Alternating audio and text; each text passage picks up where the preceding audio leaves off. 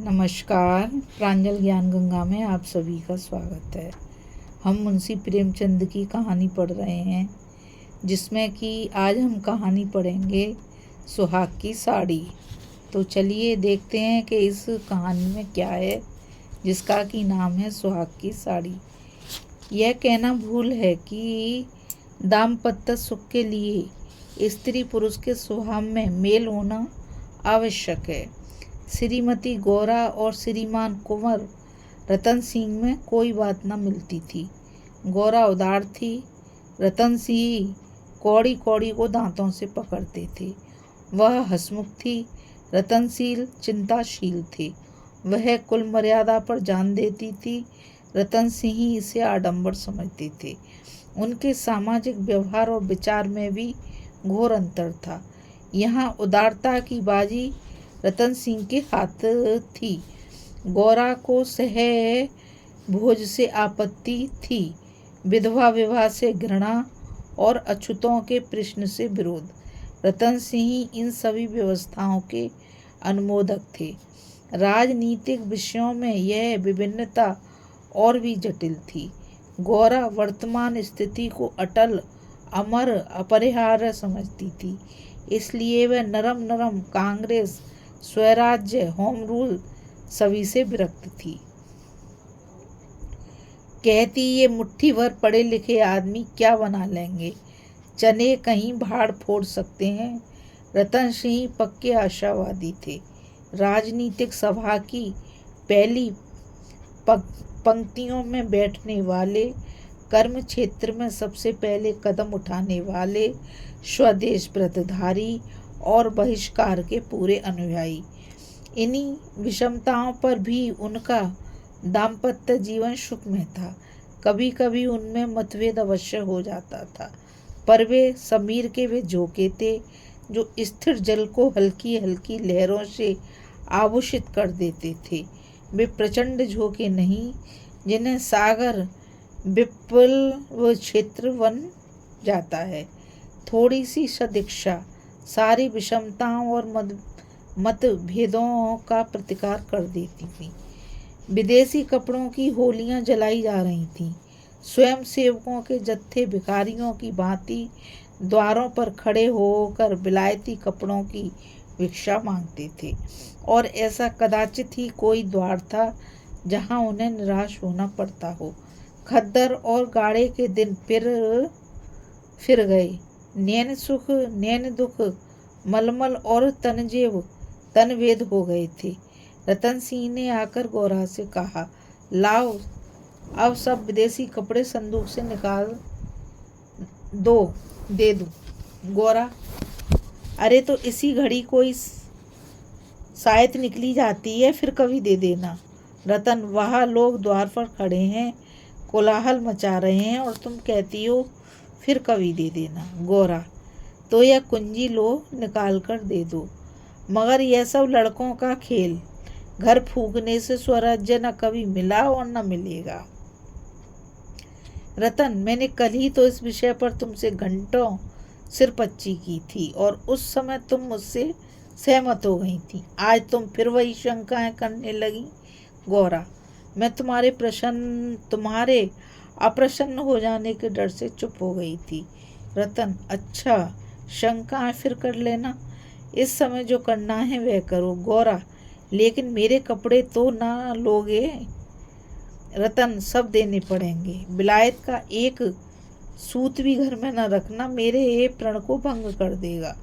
इतने में राम टहल साइस ने बाहर से पुकारा, सरकार, लोग जल्दी मचा रहे हैं। कहते हैं अभी कई मुल्लों का चक्कर लगाना है। कोई गाड़े का टुकड़ा तो मुझे भी मिल जाए। मैंने भी अपने कपड़े दे दिए। केसर मेहरी कपड़ों की एक गठरी लेकर बाहर जाती हुई दिखाई दी। रतन सिंह ने पूछा, क्या तुम भी अपने कपड़े देने जाती हो? केसर ने लजाते हुए कहा, हाँ सरकार, जब देश छोड़ रहा है तो मैं कैसे पहनूं? रतन सिंह ने गौरा की ओर देखकर आदेशपूर्ण नेत्रों से देखा। अब वह विलंब न कर सकी। लज्जा से सिर झुकाए संदूक खोलकर कपड़े निकालने लगी। एक संदूक खाली हो गया तो उसने दूसरा संदूक खोला। सबसे ऊपर एक सुंदर रेशमी सूट रखा हुआ था जो कुंवर साहब ने किसी अंग्रेजी कारखाने में सिलवाया था। गौरा ने पूछा, क्या सूट भी निकाल दूं? रतन, हाँ हाँ, इसे किस दिन के लिए रखोगी? गौरा, यदि मैं ये जानती कि इतनी जल्दी हवा बदलेगी तो कभी यह सूट न बनवाने देती। सारे रुपए खून हो गए। रतन सिंह ने कुछ उत्तर न दिया। तब गौरा ने अपना संदूक खोला और जलन के मारे स्वदेशी विदेशी सभी कपड़े निकाल निकाल कर फेंकने लगी। वह आवेश प्रवाह में आ गई। उनमें कितनी ही बहुमूल्य फैंसी जैकेट और साड़ियाँ थीं जिन्हें किसी समय पहनकर वह फूली न समाती थी। बाज बाज साड़ियों के लिए तो उसे रतन सिंह से बार बार तकाजे करने पड़ते थे, पर इस समय सबकी सब आंखों में खटक रही थीं। रतन सिंह उसके भावों को ताड़ रहे थे। स्वदेशी कपड़ों का निकाला जाना उन्हें अकर रहा था, पर इस समय चुप रहने में ही कुशल समझते थे।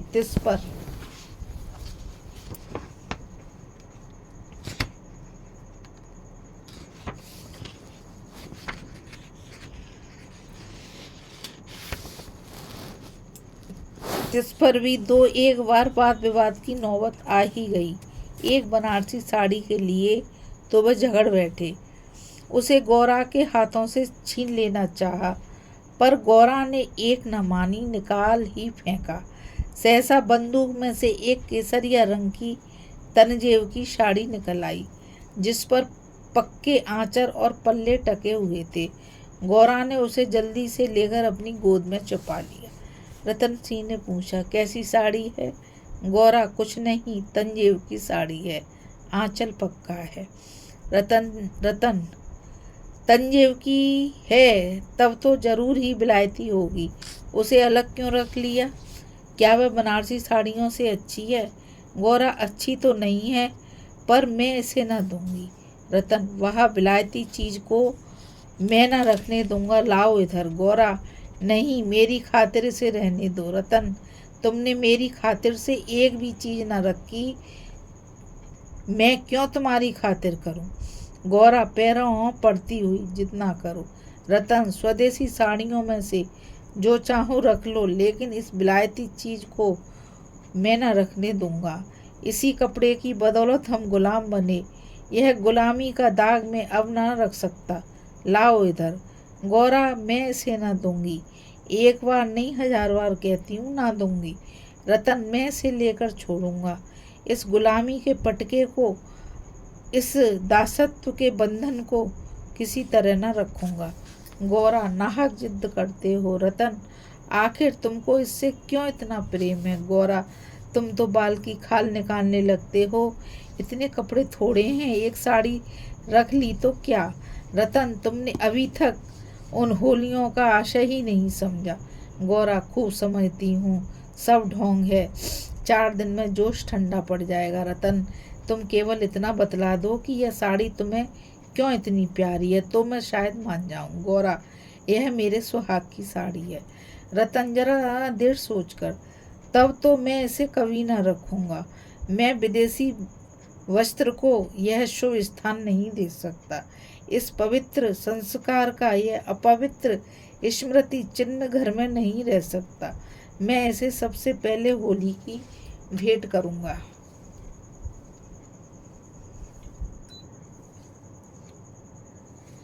लोग कितने हतबुद्धि हो गए थे कि ऐसे शुभ कार्यों में भी विदेशी वस्तुओं का व्यवहार करने में संकोच न करते थे।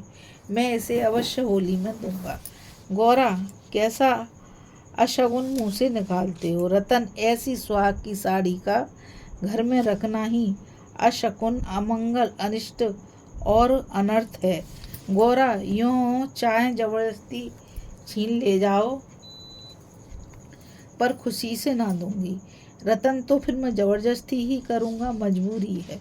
यह कहकर वह लपके कि गौरा के हाथों से साड़ी छीन लूं। गौरा ने उसे मजबूती से पकड़ लिया और रतन की ओर कातर नेत्रों से देखकर कहा, तुम्हें मेरे सिर की कसम, केसर मेहरी बोली, बहू जी की इच्छा है तो रहने दीजिए। रतन सिंह के भरे हुए हाथ रुक गए, मुख मलिन हो गया। उदास होकर बोले, मुझे अपना व्रत तोड़ना पड़ेगा। प्रतिज्ञा पत्र पर झूठे हस्ताक्षर करने पड़ेंगे। खैर यही सही। शाम हो गई। द्वार पर स्वयं सेवक गण शोर मचा रहे थे। कुंवर साहब जल्दी जल्दी आइए, श्रीमती जी से भी कह दीजिए हमारी प्रार्थना स्वीकार करें, बहुत देर हो रही है। उधर रतन सिंह असमंजस में पड़े हुए थे कि प्रतिज्ञा पत्र पर कैसे हस्ताक्षर करूं। विदेशी वस्त्र घर में रखकर स्वदेशी व्रत का पालन क्यों कर होगा। आगे कदम बढ़ा चुका हूँ, पीछे नहीं हट सकता। लेकिन प्रतिज्ञा का यह अक्षरशः पालन करना अविष्ट भी तो नहीं, केवल उसके आशय पर लक्ष्य रहना चाहिए। इस विचार से मुझे प्रतिज्ञा पत्र पर हस्ताक्षर करने का पूरा अधिकार है। त्रिया हट के सामने किसी की नहीं चलती। यूँ चाहूँ तो एक ताने में काम निकाल सकता हूँ, पर उसे बहुत दुख होगा। बड़ी भावुक है, उसके भावों का आदर करना मेरा कर्तव्य है। गौरा भी चिंता में डूबी हुई थी। सुहाग की साड़ी का चिन्ह है, उसे आग कितने अशकुन की बात है। ये कभी कभी बालकों की बातें जिद करने लगते हैं, अपनी धुन में किसी की नहीं सुनते। बिगड़ते हैं तो मानो मुंह ही नहीं सीधा होता। लेकिन वे बेचारे भी तो सिद्धांतों से मजबूर हैं, झूठ से उन्हें घृणा है। प्रतिज्ञा पत्र पर झूठी स्वीकृति लिखनी पड़ेगी। उनकी आत्मा को बड़ा दुख होगा, घोर धर्म संकट में पड़े होंगे। यह भी तो नहीं हो सकता कि सारे शहर में स्वदेशानुरागियों के सिरमौर बनकर उस प्रतिज्ञा पत्र पर हस्ताक्षर करने से आनाकानी करें। यही मुंह दिखाने को जगह न रहेगी। लोग समझेंगे बना हुआ है, पर सगुन की चीज कैसे दूं।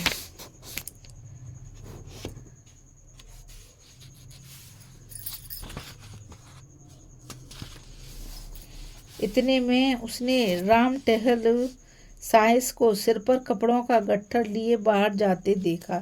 केसर मेहरी भी एक गट्ठर सिर पर रखे हुए थी। पीछे पीछे रतन सिंह हाथ में प्रतिज्ञा पत्र लिए जा रहे थे। उनके चेहरे पर गिलानी की झलक थी, जैसे कोई सच्चा आदमी झूठी गवाही देने जा रहा हो। गौरा को देखकर उन्होंने आंखें फेर ली और चाहा कि उसकी निगाह बचाकर निकल जाऊं। गौरा को ऐसा जान पड़ा कि उनकी आंखें डबडबाई हुई हैं। वह राह रोककर बोली, जरा सुनते जाओ, रतन जाने दो, दिख न करो, लोग बाहर खड़े हैं। उन्होंने चाहा कि पत्र को छुपा लूं, पर गौरा ने उसे उनके हाथ से छीन लिया। उसे गौर से पढ़ा और एक क्षण चिंता मग्न रहने के बाद बोली, वह साड़ी भी लेते जाओ। रतन रहने दो, अब तो मैंने झूठ लिख ही दिया है। गौरा, मैं क्या जानती थी कि तुम ऐसी कड़ी प्रतिज्ञा कर रहे हो। रतन, यह तो मैं तुमसे पहले कह चुका था। गौरा, मेरी भूल थी, क्षमा कर दो और इसे लेते जाओ। रतन, जब तुम इसे देना अशकुन समझती हो तो रहने दो। तुम्हारी खातिर थोड़ा सा झूठ बोलने में मुझे कोई आपत्ति नहीं है। गौरा, नहीं, लेते जाओ। अमंगल के भय से तुम्हारी आत्मा का हनन नहीं करना चाहती। यह कहकर उसने अपनी सुहाग की साड़ी उठाकर पति के हाथों में रख दी। रतन ने देखा, गौरा के चेहरे पर एक रंग आता है, पर एक रंग जाता है, जैसे कोई रोगी अंतरस्थ विषम वेदना को दबाने की चेष्टा कर रहा हो। उन्हें अपनी अहृदयता पर लज्जा आई। हाँ, केवल अपने सिद्धांत की रक्षा के लिए, अपनी आत्मा के सम्मान के लिए मैं इस देवी के भावों का वध कर रहा हूँ। यह अत्याचार है। साड़ी गौरा को देकर बोले, तुम इसे रख लो, मैं प्रतिज्ञा पत्र को फाड़े डालता हूँ। गौरा ने दृढ़ता से कहा, तुम ना ले जाओगे तो मैं खुद जाकर दे आऊंगी। रतन सिंह विवश हो गए और साड़ी ली और बाहर चले गए। उस दिन से गौरा के हृदय पर एक बोझ सा रहने लगा, पर दिल बहलाने के लिए नाना उपाय करती, जलसों में भाग लेती, सैर करने जाती, मनोरंजक पुस्तकें पढ़ती, यहाँ तक कि कई बार नियम के विरुद्ध थिएटरों में भी गई। किसी प्रकार अमंगल कल्पना को शांत करना चाहती थी, पर यह आशंका एक मेघमंडल की भांति उसके हृदय पर छाई रहती थी। जब 1 महीना पूरा गुजर गया, उसकी मानसिक वेदना तो दिनों दिन बढ़ती ही गई, तो कुंवर साहब ने उससे कुछ दिनों के लिए अपने इलाके पर ले जाने का निश्चय किया। उसका मन उनके आदर्श प्रेम का नित्य तिरस्कार किया करता था। वह अक्सर देहातों में प्रचार का काम करने जाया करते थे, पर जब अपने गांव से बाहर न जाते या जाते तो संध्या तक जरूर लौट आते। उनकी एक दिन की देर उनका साधारण सिरदर्द और जुकाम उसे अवस्थित कर देते थे। मैं बहुधा बुरे स्वप्न देखा करती, किसी अनिष्ट के काल्पनिक अस्तित्व की छाया उसे अपने चारों ओर मंडराती हुई प्रतीत होती थी। वह तो देहात में पड़ी हुई आशंकाओं की कठपुतली बनी हुई थी। इधर उसकी सुहाग की साड़ी स्वदेश प्रेम की वेदी पर भस्म होकर सिद्ध प्रदायनी भभूत बनी हुई थी। दूसरे महीने के अंत में रतन सिंह उसे लेकर लौट आए। गौरा को वापस आए 3-4 दिन हो चुके थे, पर अस्वभाव के संभालने और नियत स्थान पर रखने में वह इतनी व्यस्त रही कि घर से बाहर न निकल सकी। कारण यह था कि केसर मेहरी उसके जाने के दूसरे ही दिन छोड़कर चली गई थी और अभी उतनी चतुर दूसरी मेहरी मिली ना थी। कुंवर साहब का एक साइज राम टहल भी छोड़ गया था। बेचारे कोचवान को साइज का भी काम करना पड़ता था। संध्या का समय था। गौरा बरामदे में बैठी आकाश की ओर एकटक होकर ताक रही थी। चिंताग्रस्त प्राणियों का एकमात्र यही अवलंब है। सहसा रतन सिंह ने आकर कहा, चलो आज तुम्हें स्वदेशी बाजार की सैर करा लाएं। यह मेरा ही प्रस्ताव था, पर 4 दिन यहाँ आए हो गए, उधर जाने का अवकाश ही न मिला। गौरा, मेरा तो जाने को जी नहीं चाहता, यहीं बैठकर कुछ बातें करूं। रतन, नहीं, चलो देख आवें, 1 घंटे में लौट आवेंगे। अंत में गौरा राजी हो गई। उधर महीनों से बाहर न निकली थी। आज उसे चारों तरफ एक विचित्र शोभा दिखाई दी। बाजार कभी इतनी रौनक पर न था। वह स्वदेशी बाजार में पहुंची तो जुलाहों और कोरियों को अपनी अपनी दुकान सजाए बैठे देखा। सहसा एक वृद्ध कोरी ने आकर रतन सिंह को सलाम किया। रतन सिंह चौंक कर बोले, राम टहल, तुम अब कहाँ हो? राम टहल का चेहरा श्री संपन्न था। उसके अंग अंग से आत्मसम्मान की आवाज झलक रही थी। आंखों में गौरव ज्योति थी। रतन सिंह को कभी अनुमान हुआ था कि अस्तव्यस्त साफ करने वाला बुड्ढा राम टहल इतना सौम्य, इतना भद्र पुरुष है। वे बोला, सरकार, अब तो अपना कारोबार करता हूँ। जब से आपकी गुलामी छोड़ी तब से अपने काम में लग गया। आप लोगों की निगाह हम गरीबों पर हो गई, हमारा भी गुजर हो रहा है। नहीं तो आप जानते ही हैं कि किस हालात में पड़ा हुआ था। जात का कोरी हूँ, पर पापी पेट के लिए और काम करने लग गया। रतन, तो भाई अब मुंह मीठा कराओ। यह बाजार लगाने की मेरी ही सलाह थी। बिक्री तो अच्छी होती है। राम टहल, हाँ सरकार, आजकल खूब बिक्री हो रही है। माल हाथों हाथ उड़ जाता है। यहाँ बैठते हुए 1 महीना हो गया, पर आपकी कृपा से लोगों के 4 पैसे थे, वे बेबाक हो गए। भगवान की दया से रूखा सूखा भोजन भी दोनों समय मिल जाता है, और क्या चाहिए। मालकिन की सुहाग की साड़ी का होली में आना कहिए और बाजार का चमकना कहिए। लोगों ने कहा, जब इतने बड़े आदमी होकर ऐसे शकुन की चीज की परवाह नहीं करते तो फिर हम विदेशी कपड़े क्यों रखें। जिस दिन होली जली है उसी के 2-3 दिन पहले ही सरकार इलाके पर चले गए थे। उसके पहले भी सरकार कई दिनों तक घर से बहुत कम निकलते थे। मैं तो यही कहूँगा, यह सारी माया उसी सुहाग की साड़ी की है। इतने में एक अधेड़ स्त्री गौरा के सामने आकर बोली, बहू जी, मुझे भूल तो नहीं गई। गौरा ने सिर उठाया तो सामने केसर मेहरी खड़ी थी। वह सुंदर साड़ी पहने हुई थी, हाथ पांव में मामूली गहने भी थे, चेहरा खिला हुआ था। स्वाधीन जीवन का गौरव एक एक भाव से प्रस्फुटित हो रहा था। गौरा ने कहा, इतनी जल्दी भूल जाऊंगी? अब कहाँ हो, हमें लौटने भी न दिया, बीच में ही उड़ भागी। केसर, क्या करूं सरकार, अपना काम चलते देखकर सब्र न हो सका। जब तक रोजगार न चलता था तब तक एक लाचारी थी। पेट के लिए सेवा टहल कर्म कुकर्म सभी करना पड़ता था। अब आप लोगों की दया से हमारे भी दिन लौटे हैं। अब दूसरा काम नहीं किया जाता। अगर बाजार का यही रंग रहा तो अपनी कमाई खाए न चुकेगी। यह सब आपकी साड़ी की महिमा है। इसकी बदौलत हम गरीबों के कितने ही घर बस गए। 1 महीना पहले इन दुकान वालों में से किसी को रोटियों का ठिकाना ना था। कोई साइसी करता था, कोई ताशे बजाता था, यहाँ तक कि कई आदमी मेहतर का काम करते थे, कितने ही भीख मांगते थे। अब सब अपने धंधे में लग गए। सच पूछो तो तुम्हारी सुहाग की साड़ी ने हमें सुहागिन बना दिया, नहीं तो हम सुहागिन होते हुए भी विधवाएं थीं। सच कहती हूँ, सैकड़ों जवानों से नित्य यही दुआ निकलती है कि आपका सुहाग अमर हो, जिसने हमारी जात को सुहाग दान दिया। रतन सिंह एक दुकान पर बैठकर कुछ कपड़े देखने लगे। गौरा का भावुक हृदय आनंद से पुलकित हो रहा था।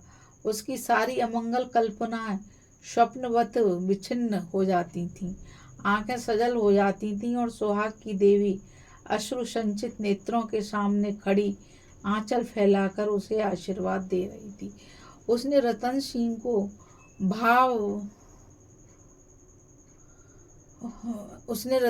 को भक्तिपूर्ण आंखों से देखकर कहा, मेरे लिए भी एक साड़ी ले लो। जब गौरा यहाँ से चली तो सड़क की बिजलियां जल चुकी थीं।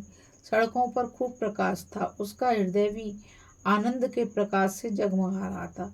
रतन सिंह ने पूछा, सीधे कर चलूं? गौरा, नहीं, छावनी की तरफ होते चलो। रतन, बाजार खूब सजा हुआ था। गौरा, यह जमीन लेकर एक स्थायी बाजार बनवा दो। स्वदेशी कपड़ों की दुकानें हों और किसी से किराया ना लिया जाए। रतन, बहुत खर्चा पड़ेगा। गौरा, मकान बेच दो, रुपए ही रुपए हो जाएंगे। रतन, और रहे पेड़ तले? गौरा, नहीं, गांव वाले मकान में। रतन, सोचूंगा। गौरा, जरा देर में इलाके में खूब कपास की खेती कराओ। जो कपास बोए उसकी बेगार माफ कर दो। रतन, हाँ, तदबीर अच्छी है, दूनी उपज हो जाएगी। गौरा, कुछ देर सोचने के बाद, लकड़ी बिना दाम दो तो कैसा हो? जो चाहे चरखे बनवाने के लिए काट ले जाए। रतन, लूट मच जाएगी। गौरा, ऐसी बेईमानी कोई ना करेगा। जब उसने गाड़ी से उतरकर घर में कदम रखा तो चित्त शुभ कल्पनाओं से प्रफुल्लित हो रहा था, मानो कोई बछड़ा खूंटे से छूटकर किलोले कर रहा हो। इस कथा में बस इतना ही। सॉरी, कथा नहीं, कहानी में। मैंने कथाएं पढ़ी हैं तो कथाएं याद आती हैं। कल फिर मिलेंगे एक नई कहानी के साथ। और आप सभी इस चैनल को ज़्यादा से ज़्यादा लाइक, शेयर और सब्सक्राइब करिए, ताकि यह ज्ञान अधिक से अधिक लोगों तक पहुंच सके।